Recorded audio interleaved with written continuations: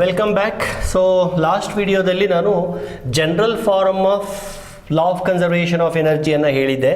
ಏನಪ್ಪ ಅಂತಂದರೆ the sum of final kinetic energy and potential energy is equal to sum of initial kinetic energy and potential energy ಅಂತ ಹೇಳಿದೆ. K for kinetic, V for potential, F is final, I is initial. ಈಗ ಒಂದು particular ಕೇಸನ್ನು ತಗೊಂಡು law of conservation of ಎನರ್ಜಿಯನ್ನು prove ಮಾಡೋಣ. So to prove ಅಥವಾ prove ಅಂತ ಹೇಳಂಗಿಲ್ಲ, ಆ್ಯಕ್ಚುಲಿ ಅದನ್ನ ಟು ವೆರಿಫೈ ಅಂತ ಹೇಳಬೇಕು. To prove law of conservation of energy in case of freely falling body. ಈಗ ಆಕ್ಸಿಲರೇಷನ್ ಡ್ಯೂ ಟು ಗ್ರಾವಿಟಿ ಎಲ್ಲರಿಗೂ ಗೊತ್ತಿದೆ. ಮೇಲ್ಗಡೆಯಿಂದ ಒಂದು ಆಬ್ಜೆಕ್ಟ್ ಸುಮ್ಮನೆ ಹಾಗೆ ಬೀಳ್ತಾ ಇದ್ರೆ without any external force, we call it as freely falling body ಅಂತ. ಸೊ ಇದನ್ನು ನೀವು 5 ಮಾರ್ಕ್ಸ್ಗೆ ಎಕ್ಸ್ಪೆಕ್ಟ್ ಮಾಡ್ಬೋದು ಈ ಡಿರೈವೇಷನ್ ಅನ್ನು. Verify the law of conservation of energy in the case of freely falling body ಅಂತ. ಈಗ ನಾನು ಡಯಾಗ್ರಾಮ್ ಅನ್ನು ಬರಿತೀನಿ. ಇದು ಗ್ರೌಂಡ್ ಲೆವೆಲ್ ಅಲ್ಲಿ ಆಬ್ಜೆಕ್ಟ್ ಇದ್ದಾಗ ಅದನ್ನ ನಾನು ಸಿ ಅಂತ ಕರಿತೀನಿ,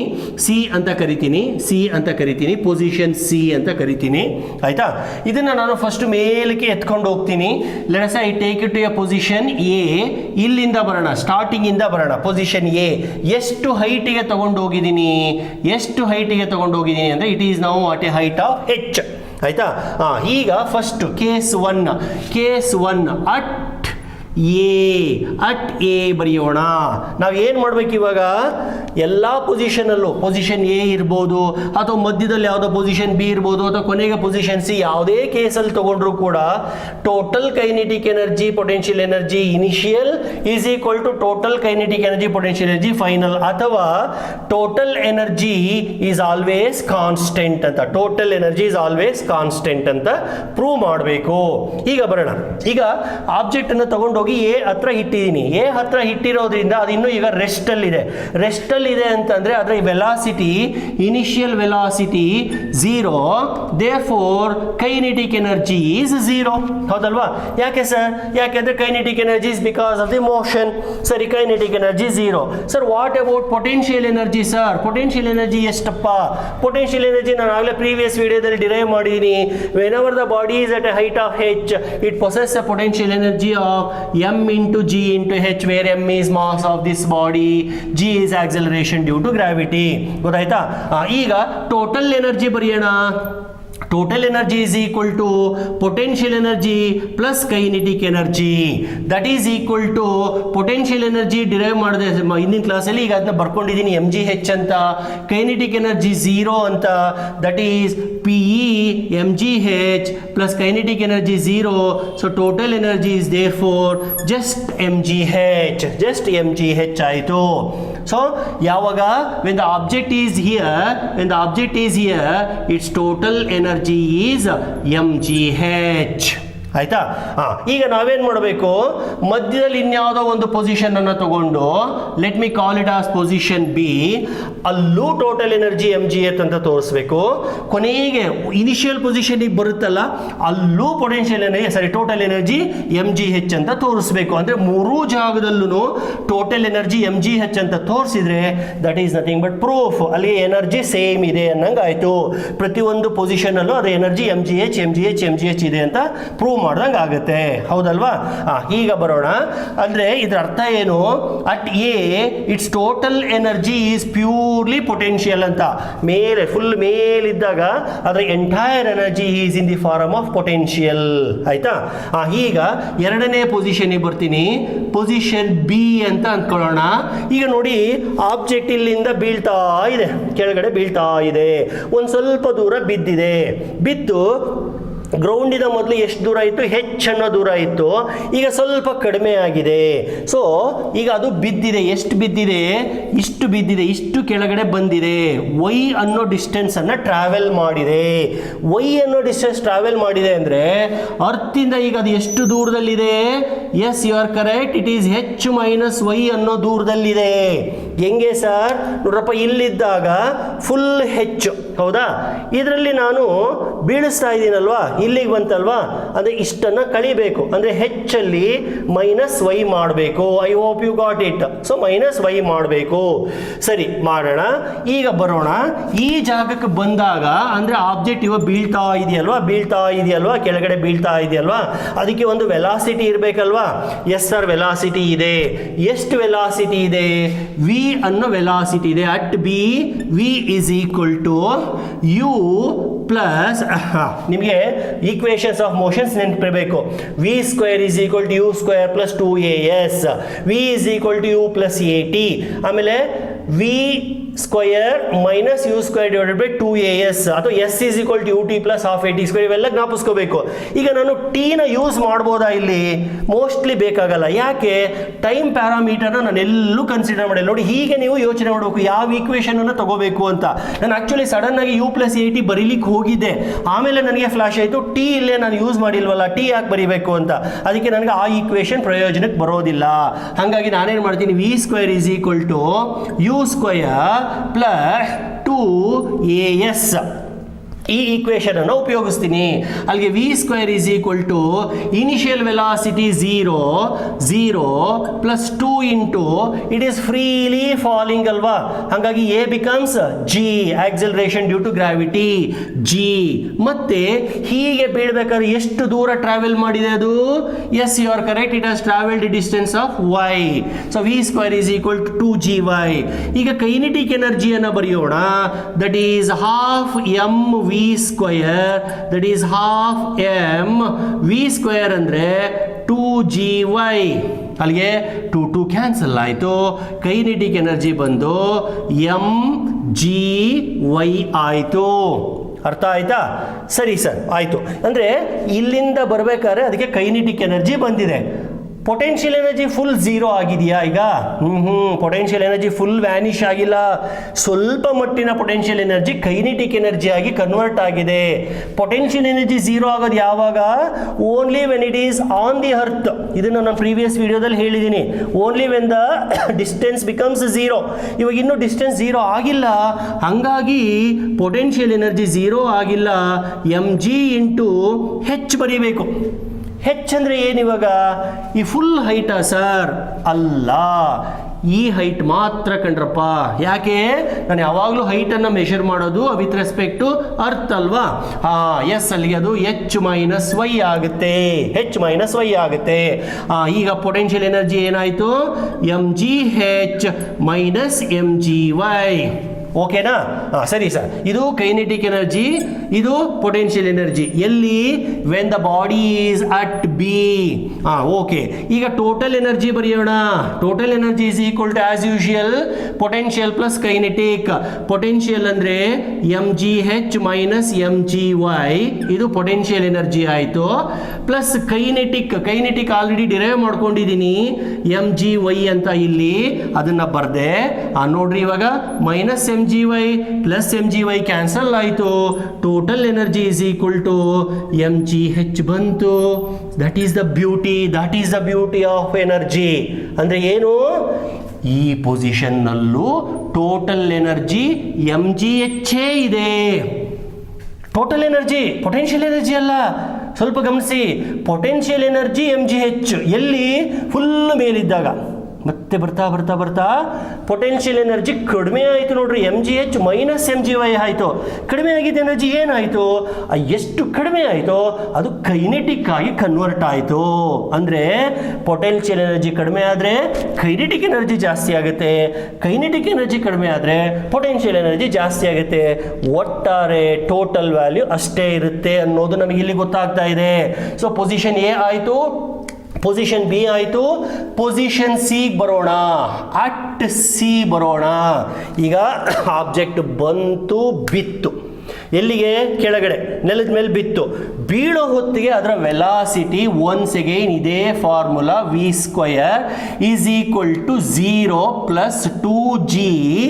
ನಾವು come on tell me, what is the distance travelled? A ಹತ್ರ ಇದ್ದಾಗ ನೋ ಡಿಸ್ಟೆನ್ಸ್ ಟ್ರಾವೆಲ್ಡ್, ಬಿ ಹತ್ರ ಬಂದಾಗ y is the distance travelled. ಈ ಫುಲ್ಲು ನೆಲದ ಮೇಲೆ ಬಿದ್ದಿದೆ. What is the distance travelled? Guess ಮಾಡ್ತೀರಾ? ಕರೆಕ್ಟಾಗಿ ಗೆಸ್ ಮಾಡಿದ್ರಿ. ಇಲ್ಲಿಂದ ಇಲ್ಲಿಗಿರೋ ಡಿಸ್ಟೆನ್ಸ್ ಅದನ್ನು ಹೆಚ್ ಅಂತಂದರೆ ತಗೋಬೇಕು. ನೋಡಿ, ನೆಲದಿಂದ ಮೆಷರ್ ಮಾಡಿದ್ರೆ ಹೈಟ್ ಅಂತೀನಿ. ಈಗ ಆಬ್ಜೆಕ್ಟ್ ಟ್ರಾವೆಲ್ ಮಾಡಿರೋದ್ರಿಂದ ಅದನ್ನು ಡಿಸ್ಟೆನ್ಸ್ ಅಂತೀನಿ. You call it by any name, the meaning remains same. It is h only. ಎಲ್ಲಿ? when the object totally comes to the ground. So v square is equal to 2gh. ಅಲ್ಲಿಗೆ kinetic energy is equal to half m v square, that is 2gh. 2 cancel. Kinetic energy is equal to mgh. kinetic energy ಸಿಕ್ತು. Potential energy ನೋಡ್ಬಿಡೋಣ. Potential energy ಎಷ್ಟು ಅಂತ. It is M G H only definition wise. ಆದರೆ ಈಗ object ಇಲ್ಲಿದೆ. ಎಲ್ಲಿದೆ? Earth ಮೇಲಿದೆ. ಮೊದಲು ಅಲ್ಲಿತ್ತು, ಹಂಗಾಗಿ ಹೆಚ್ಚು ಬರೆದಿದ್ದೆ. ಇವಾಗ ಇಲ್ಲೇ ಇದೆ. ಹೆಚ್ಚು ಎಷ್ಟು ಬರಿಬೇಕು ಹೇಳಿ? Yes, you are correct. 0. Correct, ನೀವು ಹೇಳಿ ಕರೆಕ್ಟ್, 0. ಅಲ್ಲಿಗೆ ಪೊಟೆನ್ಷಿಯಲ್ ಎನರ್ಜಿ 0. ಸರಿನಾ? ಸರಿ ಸರ್. ಕೈನೆಟಿಕ್ ಬಂತು, ಪೊಟೆನ್ಷಿಯಲ್ ಬಂತು. ಈಗ total energy sir, as usual potential plus kinetic that is equal to 0 plus m G h that is equal to m G h. Total energy is M G h. ನೋಡ್ರಪ್ಪ, a ಹತ್ರ ಇದ್ದಾಗಲೂ total energy m G h, b ಹತ್ರ ಇದ್ದಾಗಲೂ total energy m G h, c ಹತ್ರ ಬಂದಾಗಲೂ total energy m G h. ಅಂದರೆ ಯಾವ A B C ಯಾವ ಜಾಗನಾದ್ರೂ ತಗೊಳ್ಳಿ, ಟೋಟಲ್ ಎನರ್ಜಿ ಅಷ್ಟೇ ಇರುತ್ತೆ. ಮಧ್ಯದಲ್ಲಿ ಪೊಟೆನ್ಷಿಯಲ್ ಕೈನೆಟಿಕ್ ಆಗುತ್ತೆ, ಕೈನೆಟಿಕ್ ಪೊಟೆನ್ಷಿಯಲ್ ಆಗುತ್ತೆ. ಎ ಹತ್ರ ಇದ್ದಾಗ ಅಂದರೆ ಫುಲ್ ಟಾಪಲ್ಲಿದ್ದಾಗ ಫುಲ್ ಎನರ್ಜಿ ಬರೀ ಪೊಟೆನ್ಷಿಯಲ್ ಆಗಿತ್ತು. ಫುಲ್ ನೆಲದ ಮೇಲೆ ಬೀಳೋ ಹೊತ್ತಿಗೆ ಫುಲ್ ಎನರ್ಜಿ ಕೈನೆಟಿಕ್ ಆಯಿತು. ಮಧ್ಯದಲ್ಲಿ ಕೈನೆಟಿಕ್ ಪೊಟೆನ್ಷಿಯಲ್ ಕೈನೆಟಿಕ್ ಅಂತ ಚೇಂಜ್ ಆಯಿತು. So this is a beautiful example for conservation of energy. So energy ಎಲ್ಲೂ ಹೋಗಿಲ್ಲ, ಅದರ ರೂಪ ಚೇಂಜ್ ಆಗ್ತಾ ಇದೆ, ಬದಲಾಗ್ತಾ ಇದೆ ಹೊರತು ಹೊಸದಾಗಿ ಎನರ್ಜಿ ಹುಟ್ಕೊಡ್ಲಿಲ್ಲ ಅಥವಾ ಇದ್ಕಿದಂಗೆ ಎನರ್ಜಿ ವ್ಯಾನಿಷ್ ಆಗಲಿಲ್ಲ. ಅದಕ್ಕೆ ನಾನು ಒಂದು ವಿಡಿಯೋದಲ್ಲಿ ಹೇಳಿದೆ, ಎನರ್ಜಿ ಏನು ಇದ್ಕಿದಂಗೆ ಮಾಯ ಆಗೋದಿಲ್ಲ. ಮ್ಯಾಜಿಕ್ ಎಲ್ಲ ಇಲ್ಲವೇ ಇಲ್ಲ ಫಿಸಿಕ್ಸಲ್ಲಿ. ಎನರ್ಜಿ ಅನ್ನೋದು ಯಾವಾಗಲೂ ಅಷ್ಟೇ ಇರುತ್ತೆ. ಅದರ ರೂಪ ಬೇರೆ ಇರ್ಬೋದು, ಬೇರೆ ಬೇರೆ ಫಾರ್ಮ್ಸಲ್ಲಿ ಅದು ಕಾಣಿಸ್ಕೋಬೋದೇ ಹೊರತು ಹೊಸದಾಗಿ ಎನರ್ಜಿನ ಉತ್ಪತ್ತಿ ಮಾಡೋಕ್ಕಾಗಲ್ಲ, ಹೊಸದಾಗಿ ಇರೋ ಎನರ್ಜಿನ ಹಾಳು ಮಾಡೋಕ್ಕೂ ಆಗಲ್ಲ. ಒಂದು ವೇಳೆ ನೀವೇನಾದರೂ ಎನರ್ಜಿನ ಉತ್ಪತ್ತಿ ಮಾಡ್ತೀರಾ, ಪ್ರೊಡ್ಯೂಸ್ ಮಾಡ್ತೀರಾ ಫ್ರಮ್ ನಥಿಂಗ್ ಅಂದ್ಬಿಟ್ರೆ ಇಟ್ ಈಸ್ ವಂಡರ್ ಪವಾಡ ಅಂತ ಕರಿಬಹುದು. ನಿನಗೆ 10 ನೊಬೆಲ್ ಪ್ರೈಸ್ ಕೊಡ್ತಾರೆ, ಆಯ್ತಾ? But one thing remember, it is impossible. ಯಾಕೆ sir? It is law of nature ಅಪ್ಪ. ನೇಚರ್ನ ನಾವು ಕಲಿತಾ ಇದ್ದೀವಿ ಫಿಸಿಕ್ಸಲ್ಲಿ. ನಾನು ಫಸ್ಟ್ ವಿಡಿಯೋದಲ್ಲಿ ಹೇಳಿದ್ದೀನಿ, physics is nothing but systematic study of nature. ನೇಚರಲ್ಲಿ ಏನಿದೆ ಅದನ್ನು ಕಲಿತೀಯ ಹೊರತು ನೇಚರ್ಗೆ ಎಗನೆಸ್ಟ್ ಆಗಿ ಹೋಗಲ್ಲ, ನೀನು ಹೋಗಕ್ಕೆ ಸಾಧ್ಯನೇ ಇಲ್ಲ. Nature is so beautiful. ಯಾವುದನ್ನು ನೀನು ಹಾಗೆ ಹಿಂಗೆ ಅಲ್ಲಾಡ್ಸಕ್ ಆಗೋದೇ ಇಲ್ಲ, ಇರೋದನ್ನು ಕಲಿಬೇಕಷ್ಟೇನೆ. ಎನರ್ಜಿ ಅನ್ನೋದು ಒಂದು ಅಂಥದ್ದೇನೆ. ಎನರ್ಜಿನ ಪ್ರೊಡ್ಯೂಸು ಮಾಡೋಕ್ಕಾಗಲ್ಲ ಅನ್ನತ್ತೆ ನೇಚರು, ಎನರ್ಜಿನ ಡೆಸ್ಟ್ರಾಯ್ನೂ ಮಾಡೋಕ್ಕಾಗಲ್ಲ ಅನ್ನತ್ತೆ. ಇದು ಮ್ಯಾಕ್ಸಿಮಮ್ ಅಂದರೆ ನೀನು ಒಂದು ಫಾರಮಿಂದ ಇನ್ನೊಂದು ಫಾರಮಿಗೆ ಕನ್ವರ್ಟ್ ಮಾಡ್ಬೋದು ಅಂತ ಹೇಳುತ್ತೆ ಅಷ್ಟೇ. ಇನ್ಫ್ಯಾಕ್ಟ್ ಆಗಲೇ ನಾನು ಹೇಳ್ದಂಗೆ ಎನರ್ಜಿಗೋಸ್ಕರ ಯುದ್ಧಗಳೇ ನಡೆದಿದ್ದಾವೆ. ನಾಳೆ ಯಾರಾದರೂ ಒಂದು ಹೊಸ ಫಾರ್ಮ್ ಆಫ್ ಎನರ್ಜಿ ಕಂಡುಹಿಡಿದ್ಬಿಟ್ರೆ ಅವ್ನಿಗೆ ಏನು ಸಿಕ್ಕಾಬಟ್ಟೆ ಕಿರೀಟ ಎಲ್ಲ ಕೊಟ್ಬಿಡ್ತಾರೆ, ಪ್ರೈಸ್ ಕೊಡ್ತಾರೆ, ಅವ್ನು ದೊಡ್ಡ ಮನುಷ್ಯ ಆಗೋಗ್ಬಿಡ್ತಾನೆ. ಅದು ಏನೋ ಒಂದು ಫಾರಮಿಂದ ಇನ್ನೊಂದು ಫಾರಮಿಗೆ ಕಂಡುಹಿಡಿತಾನೆ ಹೊರತು ಹೊಸದಾಗಿ ಏನು ಎನರ್ಜಿ ಹುಟ್ಟು ಹಾಕೋದಿಲ್ಲ, ಆಯ್ತಾ? ಇದನ್ನೆಲ್ಲ ಸುಮಾರು ಜನ ಟ್ರೈ ಮಾಡಿದ್ದಾರೆ, ಹಿಂದೆ ಎಲ್ಲ ಬಹಳಷ್ಟು ಜನ ಟ್ರೈ ಮಾಡಿದ್ದಾರೆ. 19th ಸೆಂಚುರಿನಲ್ಲಿ ಕೆಲವರು ಈ ಯುರೋಪ್ನಲ್ಲಿ, ಎಸ್ಪೆಷಲಿ ಇಂಗ್ಲೆಂಡಲ್ಲಿ ಏನು ಮಾಡೋರಂತೆ ಅಂದರೆ, ಎಂಜಿನ್ಸ್ ಕಂಡುಹಿಡಿತೀವಿ ನಾವು, ಆ ಎಂಜಿನ್ಗೆ ನೀವೇನು ಫ್ಯೂಯಲ್ಲೇ ಹಾಕೋದು ಬೇಡ, ಆ ಎಂಜಿನ್ಗೆ ನೀವೇನು ಹೊಸದಾಗಿ ಏನು ಕೊಡೋದೇ ಬೇಡ, ತಾನಾಗಿ ತಿರುಗ್ತವೆ, ತಾನಾಗಿ ಮುಂದಕ್ಕೆ ಹೋಗ್ತವೆ ಅಂತ ಎಲ್ಲ ಹೇಳೋರಂತೆ. ಅಂದರೆ ಒಂಥರ it is able to move without anybody support ಅಂತ. It is able to move without anybody support. ಒಂದು ಸಿಂಪಲ್ ಒಂದು ಇಂಟ್ರೆಸ್ಟಿಂಗ್ ಎಕ್ಸಾಂಪಲನ್ನು ಕೊಡ್ತೀನಿ ನೋಡಿ. ಇಂಥ ಇಂಜಿನ್ಸನ್ನು ಪರ್ಪೆಚುಯಲ್ ಎಂಜಿನ್ಸ್ ಅಂತ ಕರೀತಾರೆ, ಆಯಿತಾ? 19th ಸೆಂಚುರಿಯಲ್ಲಿ ಯಾರೋ ಇಬ್ಬರು ಒಂದು ಅನೌನ್ಸ್ಮೆಂಟ್ ಕೊಟ್ಬಿಟ್ರಂತೆ. ಏನಂತ ಪೇಪರಲ್ಲಿ, ನಾವು ಒಂದು ಎಂಜಿನ್ ಅನ್ನು ಕಂಡುಹಿಡಿದಿದ್ದೀವಿ, ಅದು ವೀಲ್ ಅನ್ನು ತಿರುಗಿಸುತ್ತೆ. ಹೆಂಗೆ ಅಂದರೆ, ನೀವು ನಿಂತ್ಕೊಂಡ್ಬಿಟ್ಟು ಒಂದು ಸತಿ ಹಿಂಗೆ ಚಪ್ಪಾಳೆ ಹೊಡೆದ್ರೆ ವೀಲ್ ತಿರುಗುತ್ತೆ, 2 ಸತಿ ಚಪ್ಪಾಳೆ ಹೊಡೆದ್ರೆ ವೀಲ್ ನಿಂತು ಬಿಡುತ್ತೆ ಅಂತ ಹಾಗೆ ಅಡ್ವರ್ಟೈಸ್ಮೆಂಟ್ ಕೊಟ್ಬಿಟ್ರಂತೆ. ನೋಡೋಕೆ ಎಷ್ಟು ಚೆನ್ನಾಗಿದೆ ಅಲ್ವಾ, ಕೇಳೋಕ್ಕೆ ಎಷ್ಟು ಖುಷಿ ಆಗುತ್ತೆ ಅಲ್ವಾ. ಏನಿದು ಚಪ್ಪಾಳೆ ಹೊಡೆದ್ರೆ ವೀಲ್ ತಿರುಗುತ್ತಾ, 2 ಸತಿ ಚಪ್ಪಾಳೆ ಹೊಡೆದ್ರೆ ವೀಲ್ ನಿಲ್ಲುತ್ತಾ. ಬೈ ಚಾನ್ಸ್ ಈ ಥರದ್ದು ಏನಾದ್ರು ಸಿಕ್ಬಿಟ್ರೆ ಎಷ್ಟು ಯೂಸ್ಫುಲ್ ಅಲ್ವಾ, ಎಷ್ಟು ಅನುಕೂಲ ಆಗುತ್ತೆ ಅಲ್ವಾ. ಸುಮ್ಮನೆ ಹೆಂಗೆ ಗೆಸ್ ಮಾಡಿ ನೋಡೋಣ. ನೀವು ಬೈಕಲ್ಲಿ ಕೂತ್ಕೊಂಡ್ಬಿಟ್ಟು ನಿನ್ನ ಪಿಲಿಯನ್ ರೈಡರ್ ಬ್ಯಾಕ್ ಸೀಟಲ್ಲಿ ಕೂತಿರ್ತಾನಲ್ಲ, ಅವ್ನಿಗೆ ಒಂದ್ಸತಿ ಹಿಂಗೆ ಚಪ್ಪಾಳೆ ಹೊಡೆಯೋಕೆ ಹೇಳಿ ವೀಲ್ ತಿರುಗುತ್ತೆ, ಬೈಕ್ ಮುಂದಕ್ಕೆ ಹೋಗುತ್ತೆ. ಪೆಟ್ರೋಲ್ ಹಾಕಂಗಿಲ್ಲ, ಡೀಸೆಲ್ ಹಾಕೋಂಗಿಲ್ಲ, ಖರ್ಚೇ ಇಲ್ಲ. ನಿಲ್ಲಿಸ್ಬೇಕಾ, 2 ಸತಿ ಚಪ್ಪಾಳೆ ಹೊಡೆದ್ರೆ ನಿಂತು ಬಿಡುತ್ತೆ. ಅನ್ಸಲ್ವ ನಮ್ಮ ಮೈಂಡ್ಗೆ? ಹಾಗೆ ಅನ್ನಿಸ್ತು ಅವತ್ತು ಕೂಡ, ಹಾಗೆ ಅನ್ನಿಸ್ತು. ಸುಮಾರು ಜನ ನೋಡೋಕೆ ಹೋದ್ರಂತೆ ಅದನ್ನ, ಏನು ಕ್ಯೂ, ಎಲ್ಲರ ಹತ್ರ ದುಡ್ಡೆಲ್ಲ ಕಲೆಕ್ಟ್ ಮಾಡಿದ್ರಂತೆ ಅವರು ಆ ಇಂಜಿನನ್ನು ತೋರಿಸ್ಲಿಕ್ಕೆ. ಇನ್ಫ್ಯಾಕ್ಟ್ ಹಂಗೆ ಆಗ್ತಿತ್ತಂತೆ, ಹಿಂಗೆ ಚಪ್ಪಾಳೆ ಹೊಡೆದ್ರೆ ತಿರ್ಗೋದಂತೆ, 2 ಸತಿ ಹೊಡೆದ್ರೆ ನಿಲ್ಲೋದಂತೆ. ಏನು ಸರ್ ಇದು ಹಿಂಗಿದೆ? ಇದು ಬರೀ ಕಾಮನ್ ಮ್ಯಾನ್ಗಲ್ಲ, ಆ ರಾಣಿ, ಬ್ರಿಟನ್ ರಾಣಿ ಇದ್ಲಲ್ಲ, ಅವಳಿಗೂ ಕೂಡ ಇದು ಆಶ್ಚರ್ಯ ಆಗೋಗ್ಬಿಡ್ತಂತೆ. ಅವಳೇ ಬಂದುಬಿಟ್ಟು ನೋಡ್ರೋ ನೀವು ಇದನ್ನು ಇನ್ನೂ ಚೆನ್ನಾಗಿ ಮಾಡಿ, ಇನ್ನೂ ದೊಡ್ಡದಾಗಿ ಇಂಜಿನ್ಸನ್ನು ಪ್ರೊಡ್ಯೂಸ್ ಮಾಡಿ ಅಂತ ಹೇಳಿ ಅವ್ರಿಗೆ ಫಂಡ್ಸ್ ಎಲ್ಲ ಕೊಟ್ಬಿಟ್ಟು, ಸಾಕಷ್ಟು ಏನೋ ದುಡ್ಡೆಲ್ಲ ಕೊಟ್ಬಿಟ್ಲಂತೆ. ಅವ್ರು ಏನು ಮಾಡಿದ್ರು, ದುಡ್ಡು ತೊಗೊಂಡ್ರು, ವೆರಿ ನೆಕ್ಸ್ಟ್ ಡೇ ವ್ಯಾನಿಶ್, ಮಾಯಾ. ಯಾಕೆ ಸರ್? ಯಾಕೆ ಅಂತಂದರೆ ಅವ್ರ ಕೈಲಿ ಮಾಡೋಕ್ಕಾಗಲಿರ್ಲಿಲ್ಲ. ಮತ್ತು ಹೆಂಗೆ ಸರ್ ಅದು ರನ್ ಆಗ್ತಿತ್ತು? ಚಪ್ಪಾಳೆ ಹೊಡೆದ್ರೆ ವೀಲ್ ಹೆಂಗೆ ಸರ್ ತಿರುಗ್ತಿತ್ತು? ಬಂದು ನೋಡಿದರೆ, ಚೆಕ್ ಮಾಡಿದರೆ, ನೋಡಿ ಇಲ್ಲಿದೆ ತಮಾಷೆ. ಏನು ಮಾಡ್ತಾಯಿದ್ರು ಗೊತ್ತಾ? ಇದು ಗೋಡೆ ಈ ಕಡೆ ಸೈಡಲ್ಲಿ ನೀವೆಲ್ಲ ನಿಂತ್ಕೊಂಡಿದ್ರಿ, ನೋಡ್ತಾ ಇದ್ರಿ. ಇಲ್ಲೊಬ್ಬ ನಿಂತ್ಕೊಂಡು ಹಿಂಗೆ ಚಪ್ಪಾಳೆ ಹೊಡಿತಾನೆ. ಗೋಡೆ ಹಿಂದ್ಗಡೆಗೆ ಅವ್ನ ಫ್ರೆಂಡ್ ಯಾರೋ ಒಬ್ಬ ಬಚ್ಚಿಟ್ಕೊಂಡಿದ್ನಂತೆ. ಅವ್ನು ಹಿಂಗೆ ಚಪ್ಪಾಳೆ ಹೊಡೆದಾಗ ಸೌಂಡ್ ಕೇಳಿಸ್ತಲ್ಲ, ಹಿಂಗೆ ಕೈನಲ್ಲಿ ತಿರುಗಿಸನಂತೆ. ತಿರುಗಿಸಿದಾಗ ಇಲ್ಲಿಂದ ಒಂದು ಬೆಲ್ಟ್ ಹಾಕಿದ್ದ, ಆಯ್ತಾ? ನೋಡಿ ಇದು ಗೋಡೆ, ಇಲ್ಲಿ ವೀಲ್ ಇದೆ. ಹೊರಗಡೆ ನಿಂತ್ಕೊಂಡು ಆ ಕಡೆ ಸೈಡಿಂದ ನೋಡೋರಿಗೆ ವೀಲ್ ಮಾತ್ರ ಕಾಣಿಸ್ತಾ ಇದೆ. ಈ ತರ ಬೆಲ್ಟ್ ಹಾಕೋನೆ. ಸೊ ಇಲ್ಲಿವರೆಗೂ ಅವನೇನೋ ಮಾಡಿ ಕವರ್ ಮಾಡೋನೆ. ಇಲ್ಲಿ ತಿರುಗಿಸಿದಾಗ ವೀಲ್ ರೊಟೇಟ್ ಆಗ್ತಾ ಇತ್ತು. ಕೈನಲ್ಲಿ ತಿರುಗಿಸ್ತಾ ಇದ್ದ ಅಂದ್ರೆ ಅವನು ಮಸಲ್ ಎನರ್ಜಿನ ಯೂಸ್ ಮಾಡಿ ವೀಲನ್ನು ರೊಟೇಟ್ ಮಾಡ್ತಾ ಇದ್ದ. ಬಟ್ ನೋಡೋರ್ಗೆ ಏನು ಅನ್ನಿಸ್ತಾ ಇತ್ತು, ಆ ಕಡೆ ಸೈಡಿಂದ ನೋಡೋರ್ಗೆ ಸುಮ್ಮನೆ ಬರೀ ಸೌಂಡ್ ಇಂದಾನೆ ವೀಲ್ ತಿರುಗ್ತಾ ಇದೆ ಅಂತ ಅನ್ಸೋದು. ಆಮೇಲೆ ತಿರ್ಗಿಸಿದಲ್ಲ ಆದ್ಮೇಲೆ ನಿಲ್ಲಿಸ್ಬೇಕಲ್ವಾ, ನಿಲ್ಸಕ್ಕೆ ಬೇರೆ ಸಿಗ್ನಲ್ ಕೊಡಬೇಕಲ್ವಾ, ಅದಕ್ಕೆ 2 ಸತಿ ಸಿಗ್ನಲ್ ಕೊಡೋಣಂತೆ, ಅವಾಗ ನಿಲ್ಸೋಣಂತೆ ಅವನು. ಇದು ಮೋಸ ಅಲ್ವಾ ಇದು? ಅಂದ್ರೆ ಇದರ ಅರ್ಥ ಏನು? ಲಾ ಆಫ್ ಕನ್ಸರ್ವೇಷನ್ ಆಫ್ ಎನರ್ಜಿ ವಿರುದ್ಧ ಎಷ್ಟೋ ಜನ ಪ್ರಯತ್ನ ಪಟ್ಟಿದ್ದಾರೆ.